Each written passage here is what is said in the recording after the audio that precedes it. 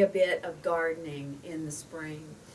I like to plant roses and lilies and petunias right out here on my patio. I like to sit out here. We live on this canal. We've got ducks and geese and cranes, and I like to sit out here and pray and just be with the Lord. But in the spring, we also have terrific thunderstorms, big Texas thunderstorms. And for several hours, there'll just be buckets of rain that will come down on my lovely little plants. And they're bent over as a result. They're so heavy with all of this water, with the pounding of the storm. And I look at them and I wonder, are they going to rebound? But in a few hours, they are perking their little heads up and vibrant again. And by the next day, they're even stronger. They're standing tall and erect, and they've actually are stronger as a result of the storm that they endured. In our lesson this week, we see Daniel's three friends facing a very difficult situation in which they are called not to compromise, to stand. They will not bow down to this pagan idol. And yet, right before them is an imminent, difficult death by fire. And I don't know about you, but that's certainly a way I would never want to die.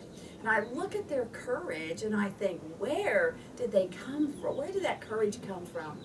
And yet, as we look back at what they've been through in our last two lessons, the first one where they had that conflict with the chief official, and yet they prayed and God saw them through it. And then last week we saw another very serious trial where all of the astrologers, including Daniel and his three friends, were going to be put to death if someone couldn't tell the king what his dream was about. And we saw they saw them pray and God take them through that.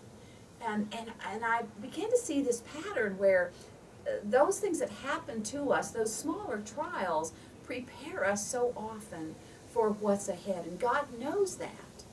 And so when trials come upon us, I'm going to ask God to help me, and I challenge you to do this as well, to see these trials as preparation for something more.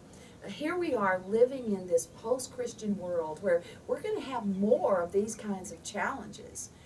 And yet, if we can see God's preparation, the severe mercy that He brings us through, to trust Him through the things that are not quite so difficult, when the difficult challenges face us, when we need to stand strong in this pagan world in which we find ourselves, we'll be prepared.